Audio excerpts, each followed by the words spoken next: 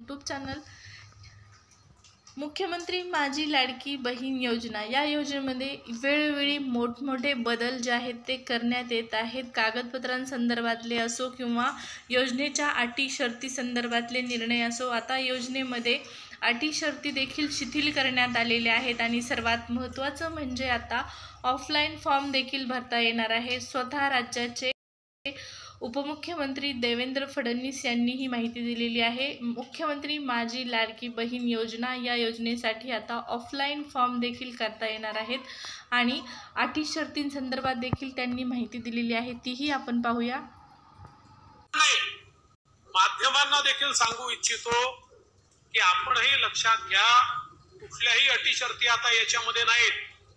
कारण आमच्या समोर प्रश्न आले, ते जेन्युइन प्रश्न होते की या ठिकाणी समजा रहिवासी दाखला तर बाबा मध्य प्रदेशातनं किंवा दुसऱ्या भागातनं कर्नाटकातनं त्या ठिकाणी 15 वर्षापूर्वी लग्न होऊन एक भगिनी इकडे आली आहे, पण आता तिचा रहिवासी दाखलाच नाहीये, तर काय करायचं?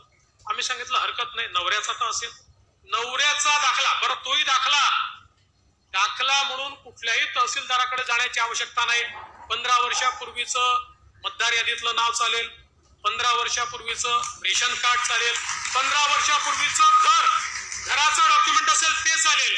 कुठलंही 15 वर्षापूर्वीचं डॉक्युमेंट असेल तर ते डॉक्युमेंट त्या ठिकाणी नवऱ्याच्या डॉक्युमेंटवर, पत्नीला किंवा वडिलांच्या डॉक्युमेंटवर मुलीला त्या ठिकाणी योजना मिळणार आहे। त्यानंतर उत्पन्नाच्या दाखल्याकरता कोणालाही रांग लावायची आवश्यकता नाही, कारण ज्यांच्याकडे पिवळे आणि केशरी रेशन कार्ड आहे अशा सगळ्यांना त्या ठिकाणी ही योजना लागू करण्यात आलेली आहे।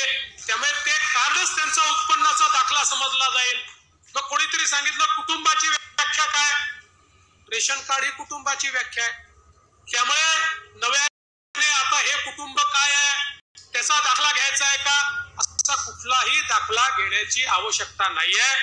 आणि याच्या व्यतिरिक्त ज्यांच्याकडे रेशन कार्डही नाहीये त्यांनी सेल्फ सर्टिफिकेशन करायचं। स्वतः केवळ सेल्फ सर्टिफिकेशन केलं तरी देखील त्यांना ही योजना मिळणार आहे।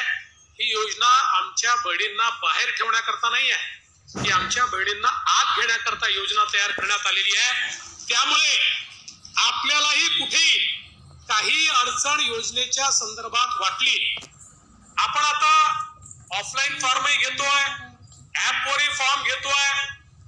ऍपवरचे फॉर्म हे आपल्याला सोपे पडतात, ऑफलाईन जे येतात ते पुन्हा ऑनलाईन करावे लागतात, पण जी पद्धत असेल त्या पद्धतीने आपण घेतोय।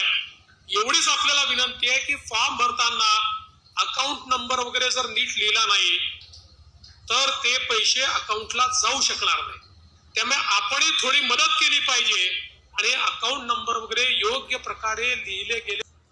तर या ठिकाणी पहा, आता स्वतः उपमुख्यमंत्र्यांनी ही माहिती दिलेली आहे की योजनेसाठी आता ऑफलाईन देखील फॉर्म भरता येणार आहेत, ऑनलाईन फॉर्म देखील सुरू आहेत आणि ऑफलाईन फॉर्म देखील सुरू आहेत। तर जास्तीत जास्त या योजनेचा लाभ घ्या, दिलेल्या वेळेमध्ये फॉर्म सबमिट करा। या योजनेच्या वेळोवेळच्या अपडेट जाणून घेण्यासाठी आपलं चॅनल सबस्क्राईब करा, व्हिडिओ आवडला असेल तर लाईक करा। धन्यवाद।